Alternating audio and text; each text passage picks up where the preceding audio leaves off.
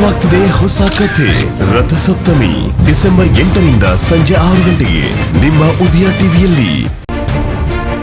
ನನ್ಗೆ ಈ company shares ಮನೆ ಯಾವುದೇ ಸಂಬಂಧನೂ ಬೇಕಾಗಿಲ್ಲ. ನಾನ್ ಮನೆ ಬಿಟ್ಟು ಹೋಗ್ತಾ ಇದ್ದೀನಿ. ಸರ್, ನೀವ್ ಹಾಗೆ ಮಾಡಬಾರ್ದಾಗಿತ್ತು. ಈಗ ನೋಡಿ, ನಾನ್ ಹೇಳ್ದಂಗೆ ಆಗ್ತಾ ಇದೆ. ಫ್ಯಾಮಿಲಿಯಲ್ಲಿ ಅತಿಯ ಕಾನೂನು ತರೋದು ಒಳ್ಳೇದಲ್ಲ ಸರ್. ಅದು ಸಂಬಂಧಗಳನ್ನ ಮುರಿಯತ್ತೆ. ಈಗ ಆಗ್ತಿರೋದು ಅದೇ ರೀತಿ.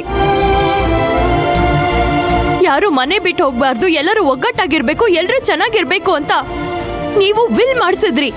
ರೂಲ್ಸ್ ಅಂಡ್ ರೆಗ್ಯುಲೇಷನ್ಸ್ ನ ತಂದ್ರಿ. ನನ್ ಸೇಫ್ಟಿಗೋಸ್ಕರ ಸ್ಟ್ರಿಕ್ಟ್ ಆಗಿರೋ ಕಂಡೀಷನ್ಸ್ ನ ಹಾಕಿದ್ರಿ. ಆದ್ರೆ ಇವಾಗ ಎಲ್ಲ ರಿವರ್ಸ್ ಹೊಡಿತಾ ಇದೆ ಸರ್. ಈಗೇನಾದ್ರೂ ಎಲ್ರು ಮನೆ ಬಿಟ್ಟು ಹೊರಟ್ರೆ ನೀವು ಪಡ್ತಿರೋ ಹೋರಾಟಕ್ಕೆ, ನೀವು ಪಡ್ತಿರೋ ಪ್ರಯತ್ನಕ್ಕೆ ಅರ್ಥನೇ ಇಲ್ದಿರೋ ಹಾಗಾಗತ್ತೆ ಸರ್. ಈಗ 4ನೇ ರೂಲ್ಸ್ ಅವಶ್ಯಕತೆ ಇರ್ಲಿಲ್ಲ ಸರ್.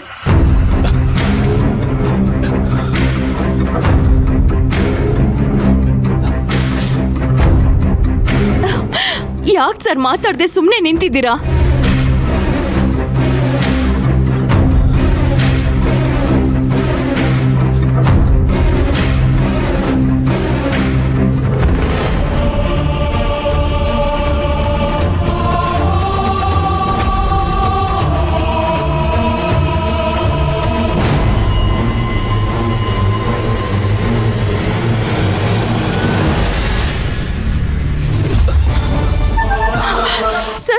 ಸರ್, ಏನಾಗ್ತಿದೆ ಸರ್?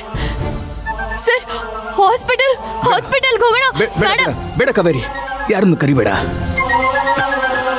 ಅವ್ರ ದೃಷ್ಟಿನಲ್ಲಿ ಇದು ನಾಟಕ ಅನ್ಸ್ಬಿಡುತ್ತೆ. ಈ ಸಲ ಬಂದು ಅವ್ರೇನಾದ್ರೂ ಹೇಳಿದ್ರೆ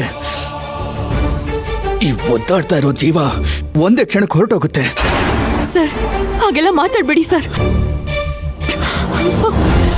ಆಯ್ತು ಬಿಡಿ, ನಾನು ಯಾರನ್ನೂ ಕರೆಯಲ್ಲ ಸರ್. ಅವ್ರಿಗೆ ಯಾರಿಗೂ ಗೊತ್ತಾಗದೇ ಇರೋ ಹಾಗೆ ಹಾಸ್ಪಿಟಲ್ಗೆ ಹೋಗೋಣ ಬನ್ನಿ ಸರ್. ಹಾಸ್ಪಿಟಲ್ಗೆ ಹೋಗೋ ಅವಶ್ಯಕತೆ ಇಲ್ಲ ಕಾವೇರಿ. ಇಲ್ಲಿ ನೋಡು, ಅಲ್ಲಿ ನನ್ನ ಮಾತ್ರೆ ಇದೆ, ಅದನ್ನ ಕೊಡು.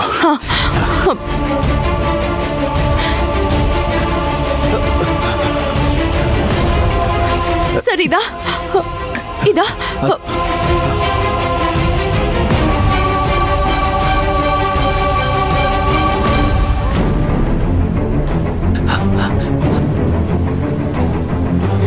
ನೀರ್ ತಗೊಳ್ಳಿ.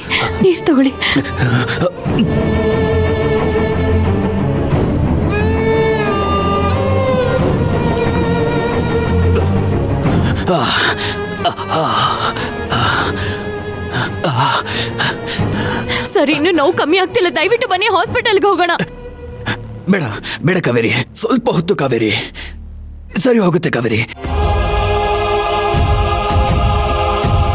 ಸರ್,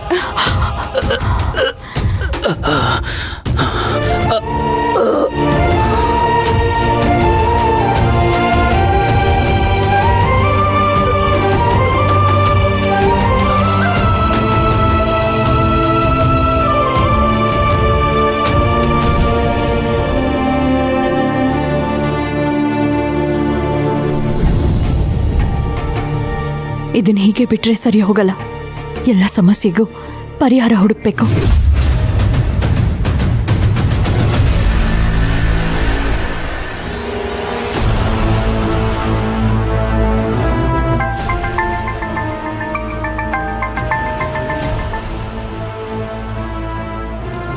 ಹೇಳಮ್ಮ.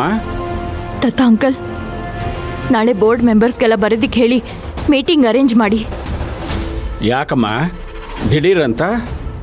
ಯಾಕೆ ಏನು ಅಂತ ದಯವಿಟ್ಟು ನನ್ನನ್ನು ಕೇಳಬೇಡಿ. ಮೀಟಿಂಗ್ ಅರೇಂಜ್ ಮಾಡಿ. ಆಯ್ತಮ್ಮ.